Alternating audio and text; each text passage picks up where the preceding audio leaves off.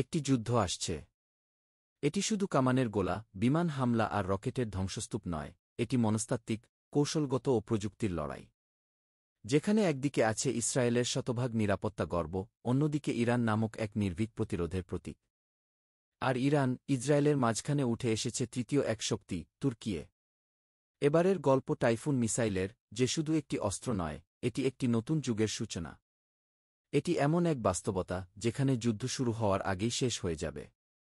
এই প্রতিবেদনে আপনি জানবেন, যদি আগামীকালই যুদ্ধ শুরু হয়, তুর্কিয়ে কতটা প্রস্তুত? ইরান শতাধিক মিসাইল ছুড়েও কেন থেমে গেল? ইসরায়েলের অহংকারী আয়রন ডোম কি এবার টাইফুনের সামনে ধসে পড়বে? টাইফুন ব্লক 4 কি শুধু একটি মিসাইল, নাকি এটি আগামী বিজয়ের প্রতিশ্রুতি?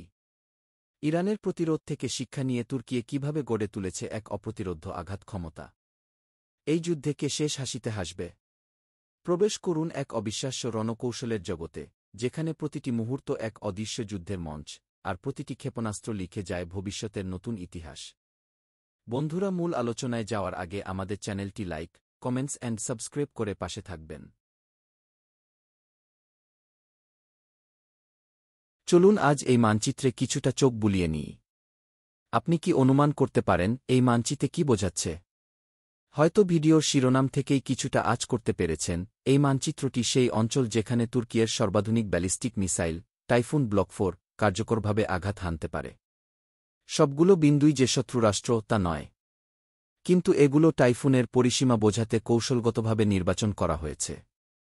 আপনি যদি জানতে চান ভবিষ্যতে এই মিসাইল কোথায় ব্যবহৃত হতে পারে, তাহলে এই পয়েন্টগুলোর দিকে তাকান, কারণ ইতিহাস বলে, যুদ্ধের রেখাচিত্র মানচিত্রেই আঁকা হয়।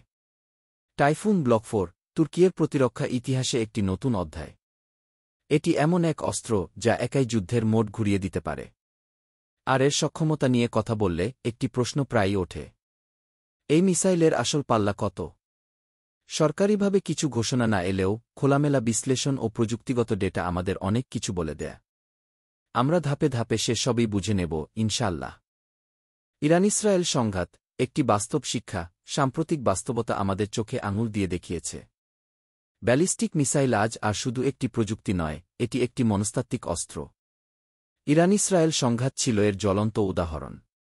যখন বহু রাষ্ট্র নীরব, তখন ইরান একাই যুক্তরাষ্ট্রসমর্থিত ইসরায়েলের দিকে ব্যালিস্টিক ও ক্রুজ মিসাইলের ঝড় বইয়ে দিয়েছিল।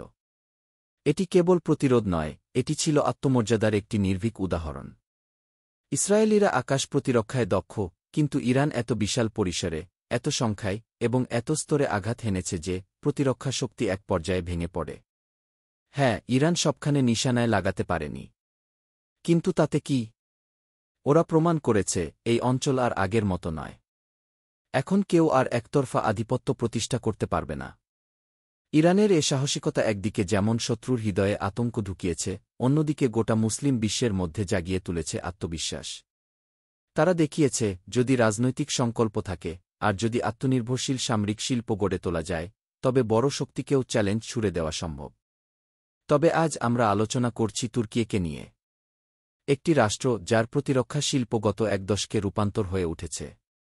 টাইফুন ব্লক 4 এর আবির্ভাব সেই রূপান্তরের এক দৃষ্টান্ত। প্রথম পরীক্ষা 2022 সালে। মাত্র 456 সেকেন্ডে 561 কিলোমিটার দূরের লক্ষ্যে নিখুঁত আঘাত। পরের বছরেই একের পর এক সফল পরীক্ষা। মাত্র 7 মাসে পরীক্ষার পর্যায় থেকে সরাসরি উৎপাদনে। এটি কোনো সাধারণ গতি নয়, এটি এক গভীর প্রস্তুতির ফসল। এবং আজ, টাইফুন ব্লক 4 এক বিশালাকার হাইপারসনিক মিসাইল হিসেবে আত্মপ্রকাশ করেছে। 10 মিটার দৈর্ঘ্য, 7.2 টন ওজন, শব্দের চেয়ে 5 গুণ গতিসম্পন্ন, এমন মিসাইলের সামনে দাঁড়ানো তো দূরের কথা, একে শনাক্ত করাও প্রতিরক্ষা ব্যবস্থার জন্য প্রায় অসম্ভব। আসুন এক মুহূর্ত কল্পনা করি, ইসরায়েলের মতো একটি প্রতিপক্ষ যদি একযোগে টাইফুনের বহু মিসাইলের মুখোমুখি হওয়া। তার বিমান ঘাঁটিগুলো একে একে ধ্বংস হবে, বিমানগুলো ভূমিতে আটকে যাবে, রাডার সিস্টেম ভেঙে পড়বে, এবং তুর্কিয়ের অদম্য ড্রোন ও জঙ্গি বিমান আকাশে রাজত্ব করবে। এই দৃশ্যপট কল্পনা নয়, বরং প্রস্তুতির ঘোষণা। তুর্কি আর প্রতিরক্ষা কেন্দ্রিক রাষ্ট্র নয়, এখন এটি সক্রিয় কৌশলগত হস্তক্ষেপের শক্তি হয়ে উঠছে। তাহলে প্রশ্ন আসে, তুর্কিয়ে সফল হবে কেন, যেখানে ইরান সীমিত ফল পেয়েছে? উত্তর হল, তুর্কিয়ে তার প্রতিরক্ষা ব্যবস্থাকে একটি পূর্ণাঙ্গ ইকোসিস্টেম হিসেবে গড়ে তুলেছে। যেখানে রয়েছে UAV, electronic warfare, jamming system, stealth fighter এবং এখন টাইফুন ব্লক 4। ইরান যেমন সম্মান নিয়ে লড়ে, তুর্কিও সম্মান রক্ষা করতে জানে।